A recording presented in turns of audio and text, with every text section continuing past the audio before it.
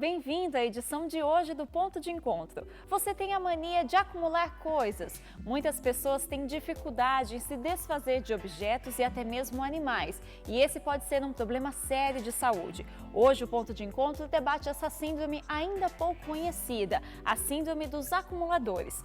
Para isso estão aqui conversando com a gente hoje o professor da Faculdade de Medicina da PUC Campinas e também chefe do Departamento de Psiquiatria, Dr. Eduardo Henrique Teixeira, e também o psiquiatra do Hospital e Maternidade Celso Pierro, doutora Taliba de Carvalho Júnior. Doutora Taliba, doutor Eduardo, obrigada pela presença hoje aqui no Ponto de Encontro. Doutor Eduardo, vamos começar o programa tentando definir exatamente o que é uma pessoa que tem essa síndrome de acumulador.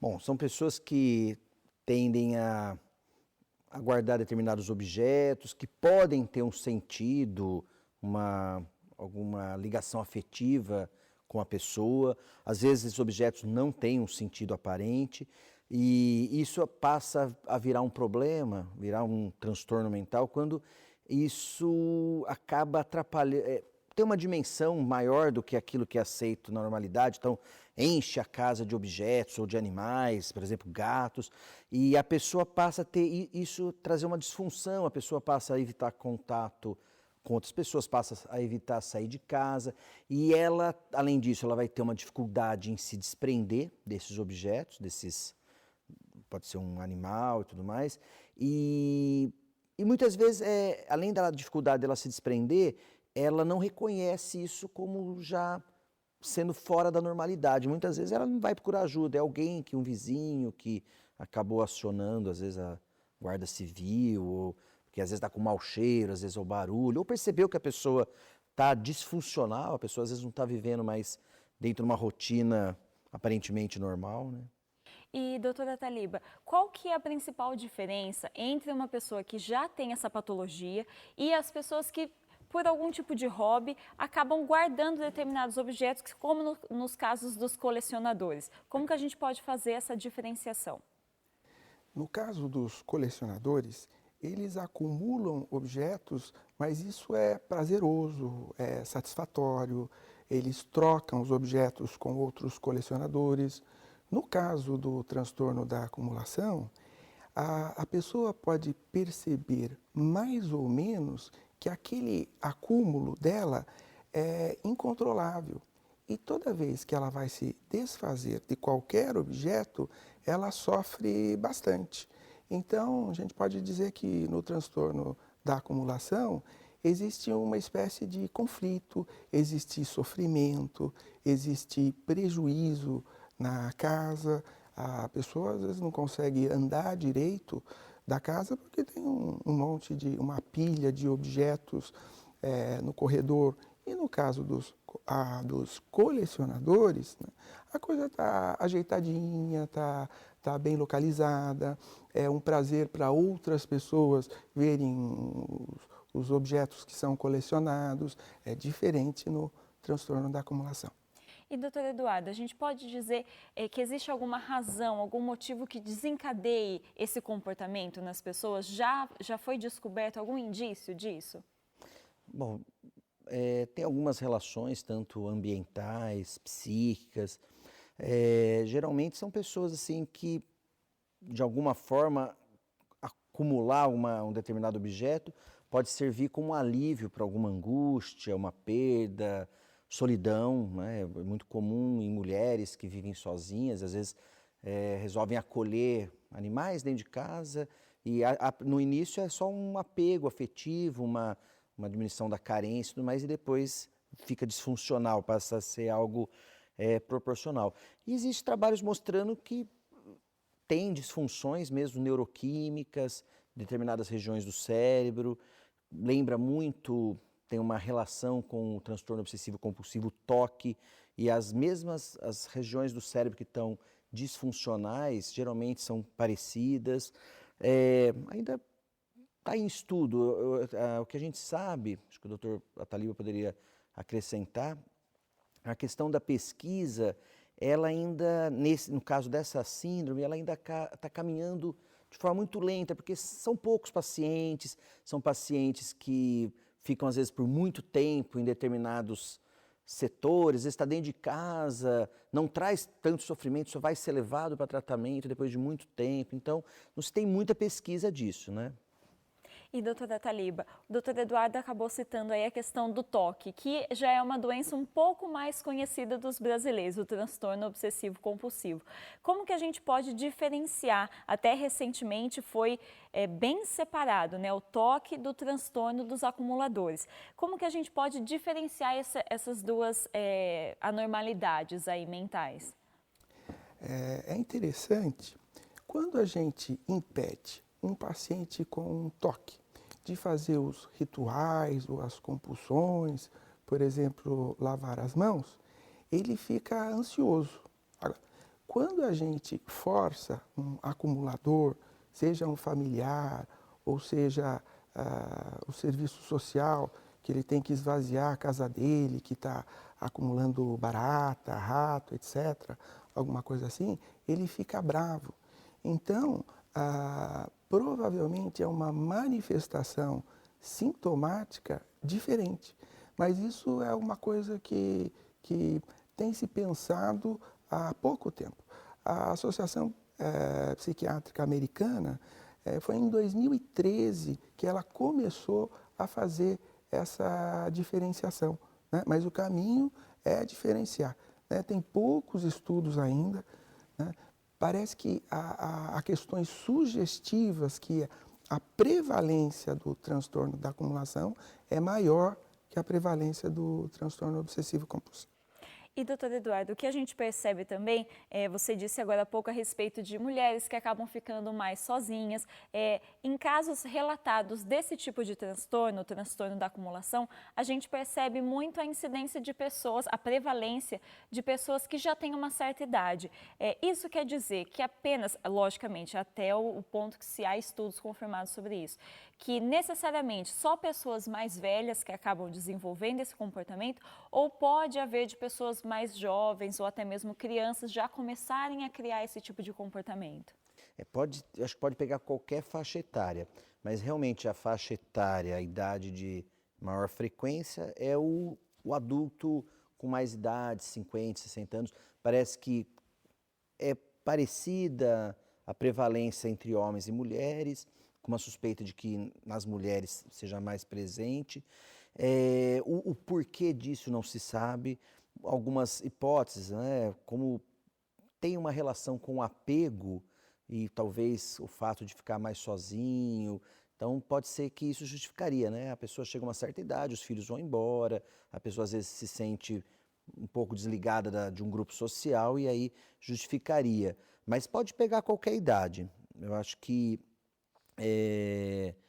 a gente vê assim que investigar sempre assim os porquês, tentar identificar a dinâmica, o que levou aquela disfunção, aquele apego, trazer os objetos. Às vezes pode ser a solidão, às vezes pode ser um outro transtorno mental. Lembrar que nem sempre o transtorno de acumulação ele é uma doença única. Muitas vezes ela pode ser, como a doutora Taliba falou, uma comorbidade, ela pode vir junto com um outro problema, uma depressão, mas ela pode também ser o sintoma de uma doença mais grave. Então a gente vê, às vezes, eventualmente, um paciente que poderia ser jovem, com uma doença mais grave, como esquizofrenia, e aí ter o hábito de acumular, de guardar objetos, e aí, às vezes, não é a síndrome de acumulação, e sim sintomas de uma outra doença. Então a gente acaba sempre tendo esse cuidado de investigar, tentar convocar a família. São pacientes difíceis, né? Muitas vezes, quando chega para um profissional tratar, é porque alguém já fez uma intervenção, né? Então teve que a família ir lá retirar a força, às vezes com ordem judicial, depois mandar um caminhão ir lá buscar, retirar todo aquele objeto. Tá? Então a gente acaba fazendo uma investigação bem ampla, tentar para entender e até saber como tratar, né? E, doutora Taliba, o doutor Eduardo falou a respeito de quando o paciente chega efetivamente no consultório para procurar ajuda, normalmente não é por conta própria, é por uma intervenção familiar ou até mesmo judicial. Mas até ela chegar nesse ponto em que se faz necessário uma intervenção de terceiros, que a gente já considera uma situação super grave, às vezes até de saúde pública, como a gente já vai ver daqui a pouco numa reportagem. Quanto tempo demora para chegar nesse processo? A gente pode falar em questão de tempo de evolução dessa doença? Ela pode começar de forma bem suave e ao longo dos anos ir se transformando nesse cenário, como esse caso que o Dr. Eduardo citou agora, ou não necessariamente, não se sabe ainda se a doença tem um período aí de evolução, não se tem estudo sobre isso ainda. Então, os estudos, eles são poucos, mas se tem uma ideia que, a princípio, é uma coisa que vai ocorrendo progressivamente, né? E uma coisa interessante é que existem os especificadores do transtorno da acumulação. Então, a gente pode ter aquele transtorno de acumulação que a pessoa tem uma compreensão que ele está inadequado na sua incapacidade de se desfazer de objetos que não são necessários para ele. Então, é uma pessoa que pode procurar uma ajuda profissional, né? E tem aquela pessoa que acha que tem dúvida se aquilo é inadequado ou não. Então, geralmente, é uma pessoa que precisa ser auxiliada por um familiar, um amigo próximo, para estimular, né? E tem as pessoas que não têm nenhuma compreensão a respeito de estar com um comportamento inadequado. Então, essa, provavelmente, às vezes cai nos casos mais graves, né? Que tem que ter uma intervenção judicial, e é uma coisa mais complicada, que são as situações que surgem na mídia, principalmente. Inclusive, sobre esse problema especificamente, o nosso repórter Vinícius Purgato preparou uma reportagem mostrando um pouco da realidade dos acumuladores aqui na cidade de Campinas. Acompanhe só. Você já ouviu falar sobre os acumuladores de animais? Pois bem, são pessoas que recolhem, na maioria das vezes, cães e gatos em grande quantidade sem uma estrutura apropriada para isso. Somente em Campinas, estima-se que mais de 150 pessoas acumulam os bichos em casa. Dona Sônia, de 60 anos, tem atualmente 38 cachorros, sem contar os patos, as galinhas e os coelhos. Ela já tem esse hábito há bastante tempo. Eles são parte da família da senhora, podemos dizer? Só que nem meus filhos. Cada um que mora, parece que uma parte de mim vai embora. Quem acompanha de perto casos como esse é o Departamento de Proteção e Bem-Estar Animal, que recebe várias denúncias contra os acumuladores. Porque essas pessoas, elas não têm muito noção do que elas causam ao animal. Elas querem proteger de uma certa forma que acha que ninguém protegeria, entendeu? Mas na realidade o animal nem tanto. O animal às vezes nem está tão protegido nada. Então o nosso objetivo é ir até essas pessoas, tentar coibir mais acúmulo, tentar fazer castração para não aumentar mais também as ninhadas. O barulho e o mau cheiro estão entre as principais queixas dos vizinhos. Por conta disso, inclusive, Dona Sônia recebe duras críticas. Eles falam que eu sou meia louca, porque onde já se viu de andar tanto cachorro. Mas por dó deles, né? Não é mesmo? No Jardim Chapadão, o cenário é ainda pior. Na mesma rua são 2 casas cheias de cachorro. E os latidos, que duram quase 24 horas por dia, têm tirado o sono e a paz da vizinhança. A gente levanta todo dia de madrugada, 4h15 da manhã eu levanto e tá o tropé de cachorro. Viver como desse jeito, você não consegue fazer mais nada aqui, é gritaria de cachorro dia e noite. Eu queria ver se alguém pudesse fazer alguma coisa pela gente. A Silvana já chegou a entrar na casa e registrou a condição em que os animais vivem. É possível notar muita sujeira nos cômodos e até cães machucados. Ele não dá assistência nenhuma para esse cachorro, tem cachorro com câncer ali dentro, que ele não deixa ninguém tratar, ele não deixa ninguém entrar. E uma coisa também que eu fico muito, mas muito indignada, que ninguém consegue fazer nada, que ele está procriando. A síndrome de acumuladores de animais, no entanto, é considerada uma doença que precisa de tratamento. Tirar os bichos à força não é a melhor saída. Eles até choram, você disse? Até choram. Porque eles criam muito vínculo, sabe, com os bichos. Então às vezes você fala assim, eu vou levar para adotar. Mas será que a pessoa que vai adotar é boa? Eles não confiam em ninguém. Para eles, só o tratamento deles é bom. Eles não confiam nas pessoas. Neto, meu Deus do céu, fala a verdade. Doutora Taliba, a gente viu aí na reportagem que esse já é inclusive um caso de problema social, né, que envolve órgãos da prefeitura e até os vizinhos que enfrentam esse problema acabam reclamando bastante porque isso afeta diretamente o dia a dia das pessoas, dessa vizinhança, desse pessoal que convive aí com essa pessoa que tem esse transtorno. Como que a gente pode falar, então, em questão de tratamento? Nos casos, por exemplo, que a gente viu na reportagem, que a pessoa acaba não tendo consciência de que ela tem efetivamente esse problema, assim como a gente comentou aqui anteriormente durante o programa. Como que isso deve ser feito? É uma intervenção que vai do familiar? É alguma coisa que a própria prefeitura tem que fazer? Como se age nesse tipo de caso, doutor? É um exemplo da matéria bem interessante, porque dá para perceber que é uma pessoa que não tem uma consciência a respeito do comportamento inadequado. E é bem interessante os comentários do professor Eduardo, porque envolve umas situações delicadas, que é a pessoa está num estado que ela não tem uma responsabilidade e não consegue gerir a própria vida. Então, é uma situação bem delicada. E, doutor Eduardo, como então é o passo a passo desse momento, né? Logicamente que a gente não vê tantos casos assim, mas os casos que existem, eles são bem graves porque não afetam somente a pessoa doente, que assim como a doutora Taliba disse, às vezes acaba nem percebendo que ela tem essa patologia, mas principalmente quem está ao redor. Então, como seria o passo a passo nesses casos? Completando o que a professora Taliba falou muito bem, lembrar sempre disso. A gente está falando de um indivíduo que não consegue reconhecer o que realmente está acontecendo.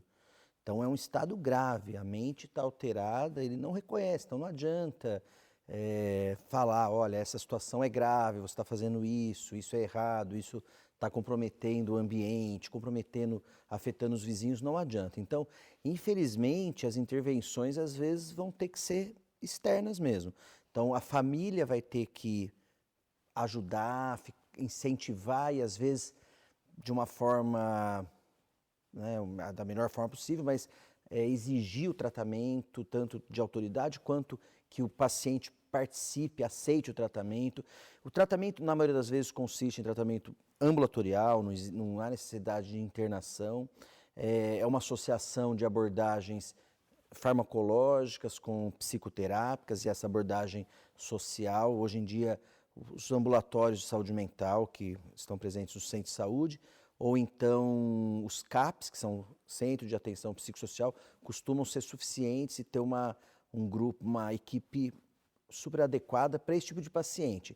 Eventualmente, o paciente não aceita, o CAPS tenta uma intervenção no local também, o paciente não aceita, e aí acaba então a família tendo que procurar uma autoridade, geralmente o Ministério Público, para que ajude aí de uma forma ou de outras ferramentas, né? Às vezes por uma decisão judicial, poder tirar a pessoa de lá, arrumar o ambiente e aí impor o tratamento para a pessoa. Tá? E muitas vezes essa é a condição mesmo, porque entender que ninguém quer o mal da pessoa, mas a pessoa está numa condição que ela não está conseguindo se autocuidar, né? Então, essa é a necessidade. E, doutor Eduardo, nesses casos, assim como a doutora Taliba falou, e você também já falou ao longo do programa, que a pessoa ela não quer o tratamento porque ela não aceita que ela tem esse tipo de problema.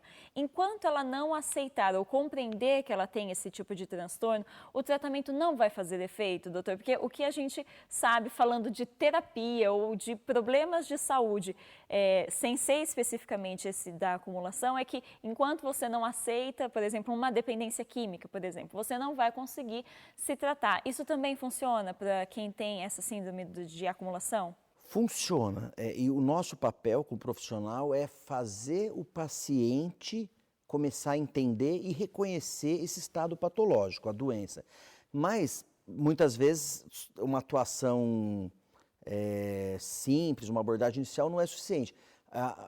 Nesse sentido, é uma abordagem constante e às vezes a medicação faz isso. A medicação ela pode diminuir o nível de tensão, diminuir essas ideias que estão, né, de uma forma no cérebro, elas estão alteradas. Então a medicação faz diminuir a intensidade desses pensamentos, dessa vontade que ele tem, e aí nesse momento ele começa a entrar em contato com o que está acontecendo. E é claro, paralelamente, outras formas de tentar. Se a gente pensar numa mulher que estava vivendo sozinha, foi abandonada pela família, então a gente vai ter que ter intervenções que, de alguma forma, reabilitem ela, possibilitem novos vínculos, um ambiente social, né, mais apropriado para ela. Mas são intervenções difíceis, não é simples a gente simplesmente falar, ó, legal, dá o remédio, faz terapia, vai resolver. Não, é um tratamento lento, às vezes a médio, às vezes longo prazo. E, eventualmente, eu não lembro de algum caso que a gente precisou internar, né? Mas eu lembro de um caso no fórum, quando ele chegou para que eu fizesse a perícia psiquiátrica, ele estava internado. E quando chegou para fazer a perícia psiquiátrica, já tinha aparecido como uma doença um pouco mais grave, não era só o transtorno de acumulação. Então, como eu falei no começo, às vezes a gente tem que ter esse cuidado, né, doutora Taliba, de investigar para saber se é só um transtorno de acumulação ou se tem outras doenças, até quadros demenciais, onde começam, por exemplo, Alzheimer, começam umas primeiras alterações mentais e o paciente começa a guardar objetos sem sentido nenhum. Então, é importante a gente investigar. E, doutora Taliba, nesse sentido, como que funciona o papel da família nesse processo de ajuda a esse paciente? Por mais que o paciente, em alguns casos, não admita o problema, nos casos mais graves, né, não queira ajuda, como que o familiar ele pode tentar interferir nesse meio? O que a gente sabe, por casos que a gente vê relatados aí, é que as pessoas, os familiares, podem ir até a casa dessa pessoa, retirar os animais ou retirar os objetos, mas isso não adianta, porque a pessoa vai voltar a ter esse hábito, vai voltar a acumular os objetos e os animais da mesma forma. Então, como que a família pode ajudar nesses casos? Existe alguma forma? Fórmula mágica não existe. Agora, alguns norteamentos, eu acho que são bem interessantes a gente pensar. Como, por exemplo, o papel da família é apoiar a saúde do paciente, né? Seja qual for o nível de comprometimento do transtorno da acumulação, e dá para ver que quanto mais a pessoa tem consciência que está sentindo o problema, é menos grave, né? Aí a família apoiando a saúde é o caminho. Por exemplo, a família vai onde está o familiar com o transtorno e auxilia ele, por exemplo, a limpar um pouco a casa. Ajuda, por exemplo, no sentido de apoiar que ele vá a um psiquiatra para tomar uma medicação, uma vez que quando você retira objetos que ele está acumulando, ele apresenta sofrimento, né? E pode ficar revoltado, pode ficar bravo. E aí cabe à família auxiliar um nível de compreensão, né?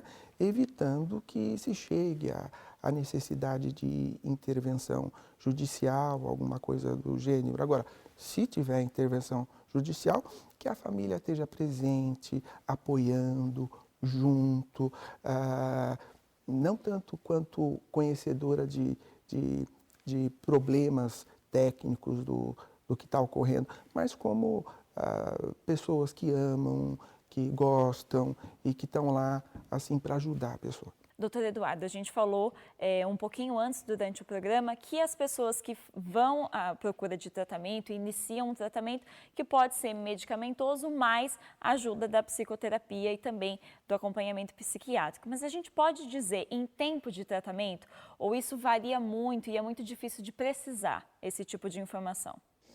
É muito difícil de precisar. Quando a gente faz uma intervenção em transtornos psiquiátricos, vamos pensar em depressão, transtorno obsessivo-compulsivo, síndrome do pânico, não de doenças que com certeza são crônicas, como a esquizofrenia. Às vezes tem paciente que tem síndrome do pânico, melhora e depois não tem mais o problema. Esses pacientes, eles tratam no mínimo 1 ano. Então, acho que esse paciente, a gente podia pensar que no mínimo 1 ano ele vai ficar aí recebendo uma abordagem multidisciplinar. Mas quando a gente começa a pensar em uma programação de alta ou de suspender o tratamento, a gente avalia vários componentes. Imaginar que essas doenças mentais, elas têm um componente biológico, químico, talvez herdado geneticamente, e tem questões externas que influenciam. E também como que é a pessoa, né? A personalidade da pessoa. Então, na hora, quando a gente está nessa programação de terminar ou não o tratamento, a gente vai avaliar esses outros fatores. Então, se é uma pessoa que estava num transtorno de acumulação e numa fase da vida dela onde ela se desligou da família por algum motivo e durante o tratamento a gente consegue resgatar esse vínculo, é um fator positivo de que talvez possa já programar alta, porque ela já restituiu aquilo que talvez estava faltando na vida dela. É um exemplo. Agora, se você vê uma paciente que está numa situação dessa, a gente não consegue criar novos vínculos, a pessoa vai continuar sozinha, a pessoa tem outros problemas clínicos, às vezes alguma comorbidade com outro problema psiquiátrico, aí então talvez nem se pense em programação de alta. Às vezes é um tratamento de forma indefinida. Uhum. E doutor Eduardo, doutora Taliba, a gente já está quase chegando ao final do nosso programa, mas antes de encerrar, eu sei, doutor Eduardo, que você já falou ao longo do programa, mas queria só reforçar os locais, né, os principais pontos de atendimento que pessoas com esse tipo de problema possam aí buscar uma ajuda. Você falou do CAPS, queria só que você reforçasse essa informação mais uma vez. Bom, o tratamento básico que o serviço público oferece é o centro de saúde. Na maioria dos centros de saúde, hoje em dia, tem um psiquiatra que já pode oferecer o tratamento inicial, ou pelo menos a família, quando quer procurar uma orientação do que fazer, às vezes pode ser esse primeiro contato. Os casos mais graves podem ser atendidos no CAPS, que é o Centro de Atenção Psicossocial. É um tratamento que funcionaria quase como um hospital-dia. Os pacientes às vezes passam o dia todo lá. Então, imaginar que esse nosso paciente tem várias dificuldades, tem dificuldade de socialização, de restabelecer sua rotina, às vezes fica o dia lá e à noite volta para casa. Em Campinas, hoje em dia, são 11 CAPs, uma em cada regional. E quando a pessoa tem uma situação de urgência, vamos dizer, ou sofreu uma intervenção, retiraram de lá, a pessoa está muito alterada, existem os serviços de urgência. Aqui em Campinas, geralmente é o serviço da PUC ou da Unicamp. Inclusive, o doutor Taliba é o coordenador do pronto-socorro de psiquiatria da PUC, e lá, então, a gente consegue dar os primeiros atendimentos e encaminhar. E, eventualmente, a hospitalização, né? Ainda tem os hospitais psiquiátricos, são hoje em dia menores, com outro padrão de atendimento para aquele momento de muita crise. Às vezes, os sintomas são muito intensos, precisa de alguma outra ajuda. Doutora Taliba, doutor Eduardo, eu agradeço a presença de vocês aqui hoje, debatendo esse assunto. Foi um prazer receber vocês aqui. Obrigada mais uma vez. E essa edição do Ponto de Encontro fica por aqui. Outras produções da TV PUC você acompanha no nosso canal no YouTube, nossa página no Facebook e também a nossa página no portal da PUC Campinas, todos os endereços que aparecem aí na sua tela. Obrigada pela companhia, um ótimo fim de semana para você e até a semana que vem. Tchau, tchau!